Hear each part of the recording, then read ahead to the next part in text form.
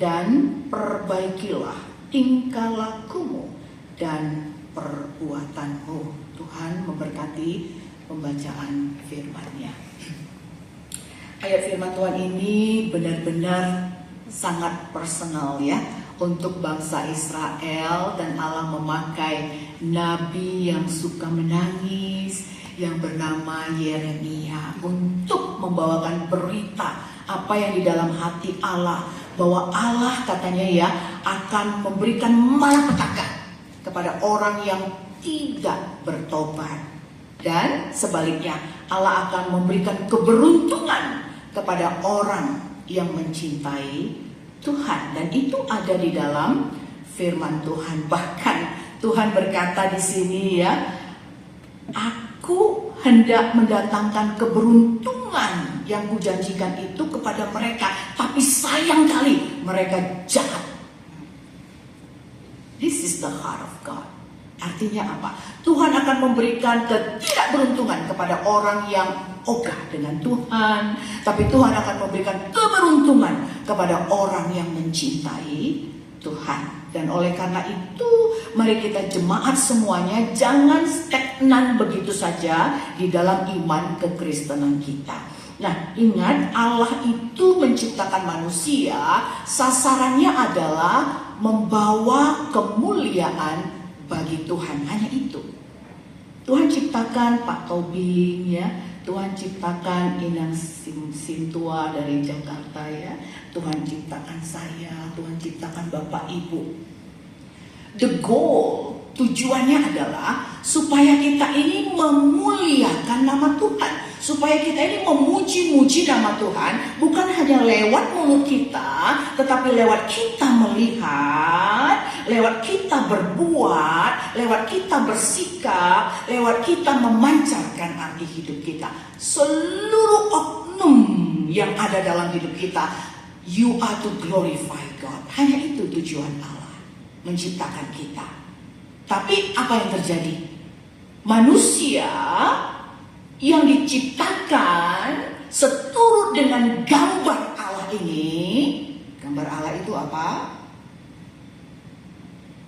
Allah itu kasih. Kepribadian Allah itu, gambarannya itu ada dalam diri kita, tetapi itu sudah jatuh ke dalam dosa. Itu sebabnya Roma berkata, semua orang telah berbuat dosa dan kehilangan kemuliaan Allah. Tidak ada lagi cantiknya Allah dalam pribadi manusia yang ada di dunia ini.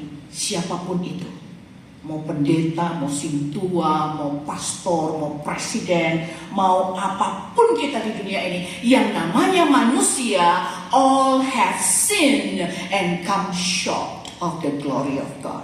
Hilang kemuliaan Allah, nggak ada lagi.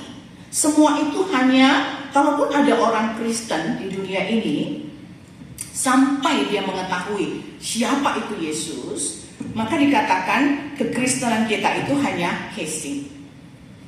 It's only casing. You know God, kita tahu Yesus, hanya tahu Yesus. Banyak orang di dunia ini tahu Yesus. Presiden kita pun tahu Yesus. Yang berdemo-demo sekarang ini pun tahu Yesus. All casing. Karena jelas firman Tuhan bilang, semua telah bobrok, corrupted, full of sin, dan upah dosa adalah maut. Makanya kita nanti akan mourning ya, meninggal dunia kita nanti. But the question is, kemana kita kalau kita sudah meninggalkan dunia ini? Karena kita diciptakan seturut gambarnya Allah. Berarti apa? Allah itu roh adanya, dia tidak akan pernah mati. Allah itu kasih adanya, tidak ada kejahatan dalam diri Allah.